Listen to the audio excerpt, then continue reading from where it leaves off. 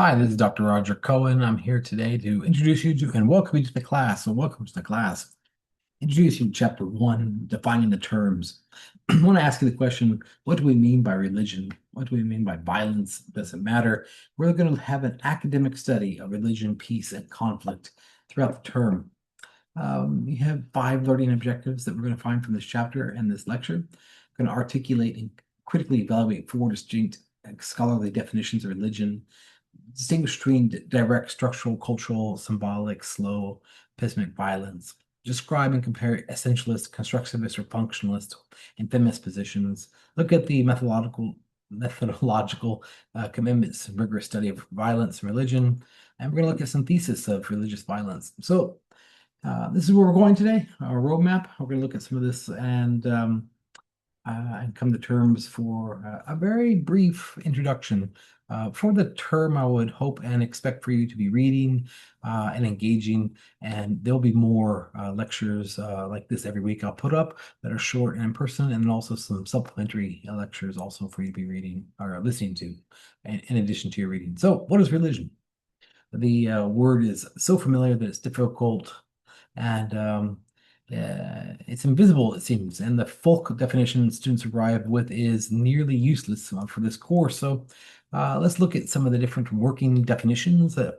So we have critical definition. That's Assad and Kavanaugh in 2009. That said religion as a universal category is a modern Western Christian invention exported through colonialism. So if we look at it from this genealogical or critical idea that we've developed the term.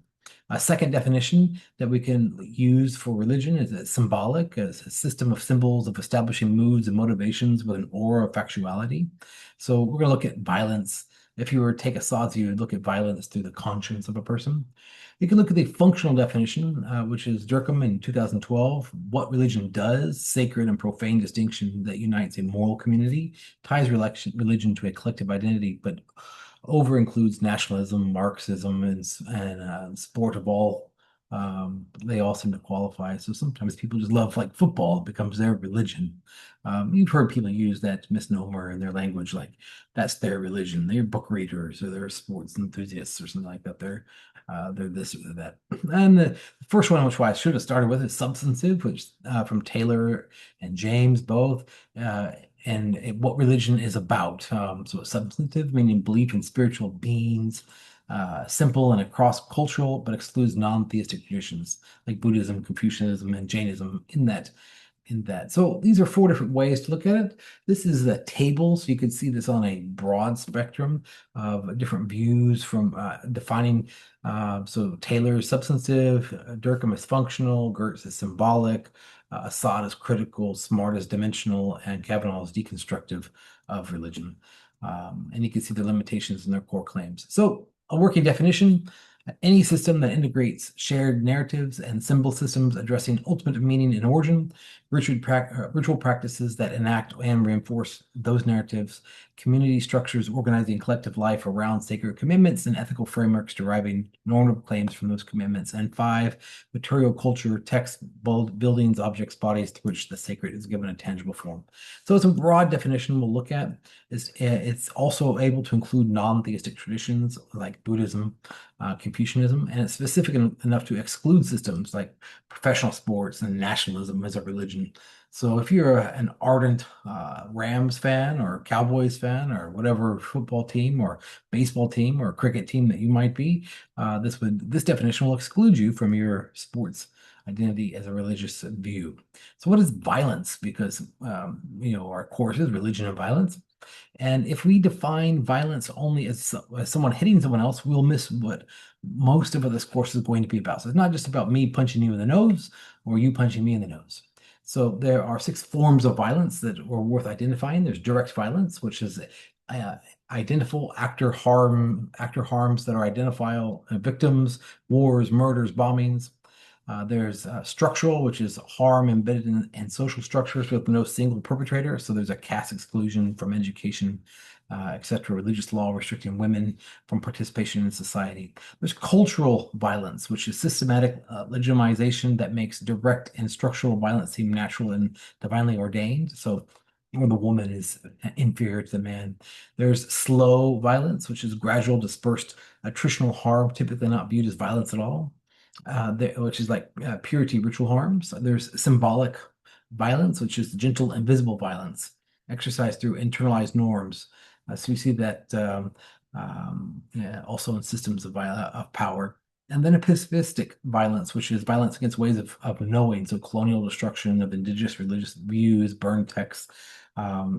We've had this through periods of time where new empires will burn the religious texts of old empires. Think Alexandria in Egypt when an entire papyrus library was burned down. So part two of this lecture goes a working definition of violence. This is something that we can use for the breadth of the course. Violence is any avoidable impairment that prevents human beings from achieving their full potential, whether by cause direct physical harm, embedding harm in social institutions, legitimizing harm through cultural and symbolic frameworks, or accumulating harm gradually and visibly, or destroying the knowledge systems through which communities sustain themselves. So the form of harm most closely associated with religion are structural, slow and symbolic, and epistemic. Any definition that excludes them systematically distorts the analysis. So that's where we're going to take this definition for this course. So what is the relationship that I'm going to bring to you between religion and violence? We'll have four scholarly opinions here. So the essentialist opinion says this. That's popular from atheists, new atheists, religion is dangerous. It divides humanity into saved and damned. The academic form that says there's a cosmic war or conflict that's reframed as a metaphysical struggle between good and evil. So there's a dualism here. Think Zoroastrianism, think modern Advent religions that have an ideal of having a good and evil that are battling out for your soul in heaven. It's essentialist also is activated when a community feels humiliated or marginalized. Now, the constructivist religion view is where religious violence is a political construction. So Kavanaugh says there's no coherent cross-cultural definition of religion can isolate a distinct category of religious violence. The label is applied selectively. State violence, meaning from the power system of the government, violates state violence reads as a rational and necessity, and religious violence as irrational and dangerous. So there's a differentiation between the power of the state being okay. The state can oppress people, but the religion can't. And so there are differences that we start to see here. The functionalist versus feminist also. Appleby defines the functionalist view of violence as ambivalence of the sacred, the same numerous power sources of both religion.